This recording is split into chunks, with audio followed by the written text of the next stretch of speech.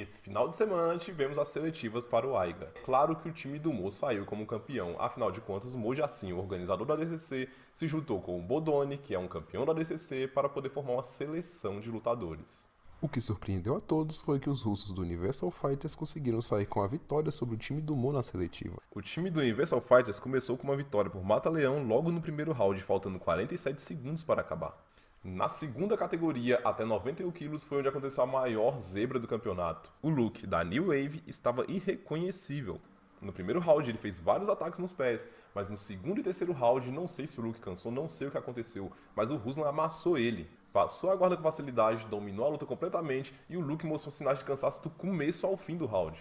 O Mo Jassin fez uma seleção de lutadores, mas o que a gente mais sentiu falta foi de um técnico ou até mesmo de um capitão. Ele colocou como capitão o Bodoni, campeão do ADCC. Nesse campeonato, parecia que cada um estava lutando por si. A gente vê que quando o Isaac entrava, o Bodoni era o corner. E quando qualquer brasileiro entrava, a gente percebia que o corner virava o Gabriel Souza. Ou seja, a gente sentiu que não tinha uma conexão forte na equipe.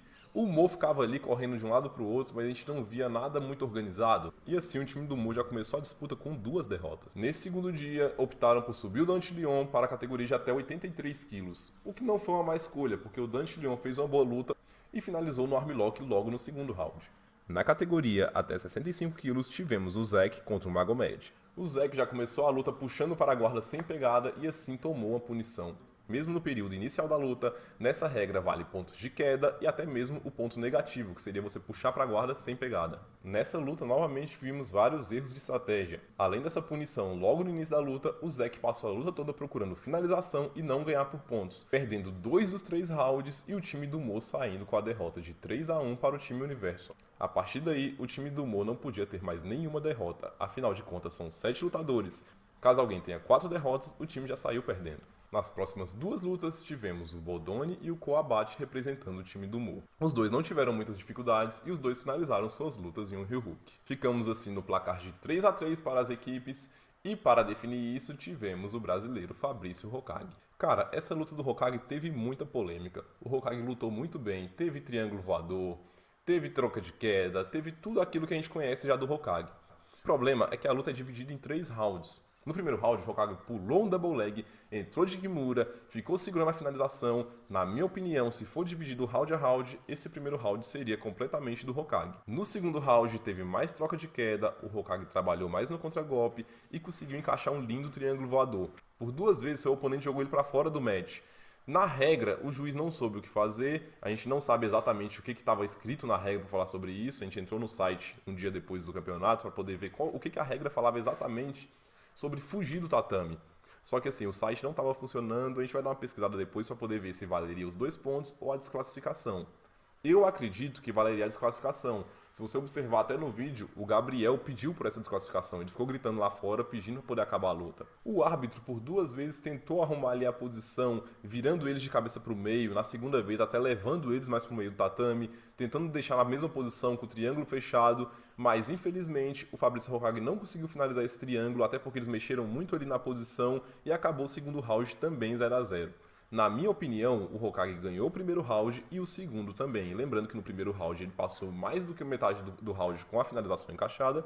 E nesse segundo round teve esse triângulo quase finalizando. Sim, o Ibragimov entrou mais de queda do que o Hokage, não conseguiu derrubá-lo e toda queda que o Ibragimov tentava, o Hokage trabalhava com contragolpe. Fomos então para o terceiro round, lembrando que o primeiro e o segundo round acabaram 0-0.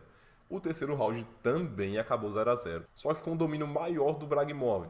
Como seria esse domínio? Ele entrando cada vez mais de queda, colocando o Hokage quase no chão. Os contragolpes do Hokage nesse terceiro round já não foram tão efetivos. Ele não conseguiu encaixar nenhuma finalização e nem conseguiu dar um bom contragolpe, não conseguiu entrar de ultimato, não conseguiu botar o Ibragimov no chão.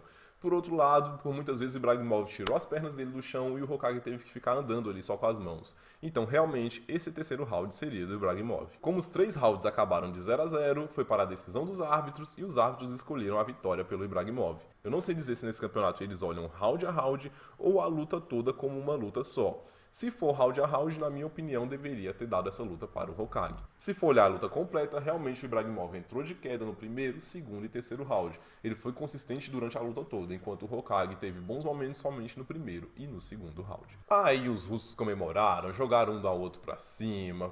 Cara, foi como se tivesse vencido o campeonato já, sendo que o campeonato só vai acabar lá em dezembro. Mesmo assim, quem saiu com o primeiro lugar foi o time do Mo e o segundo lugar com o time do Universal Fighters. O critério que eles usaram para desempate foi a quantidade de finalização que o time do Mo teve durante todo o campeonato. Realmente o Mo Jassim criou uma grande seleção para esse campeonato. O que vimos que deu muita diferença foi a falta de estratégia, a falta de um corner, a falta de um capitão, porque acabou que cada luta que entrava um atleta, o seu amigo mais próximo ficava ali fora gritando para ele. Do nada, um ou outro ficava correndo de um lado para o outro, o Mo falava uma coisa ou outra, às vezes o Gabriel, às vezes o Bodoni, ou seja, a gente não teve ali uma figura realmente de corner para poder ajudar. Teve muitas lutas que eles ganhariam se tivesse simplesmente lutado para poder ganhar pontos. Viram que não dava para poder finalizar no primeiro, no segundo round, continuava lutando, tentava ganhar nos pontos, ou ganhava round a round. Cara, não conseguiu finalizar, ganha por 1, 2 pontos no primeiro round. Não conseguiu finalizar, ganha por 1, 2 pontos no segundo round.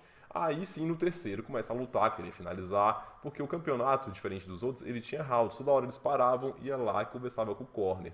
Eu acho que faltou essa estratégia. Acabou que o time do Mo ficou tentando finalizar no primeiro, segundo, terceiro round. Não sei se eles conversaram antes, se eles realmente entraram ali somente para poder finalizar.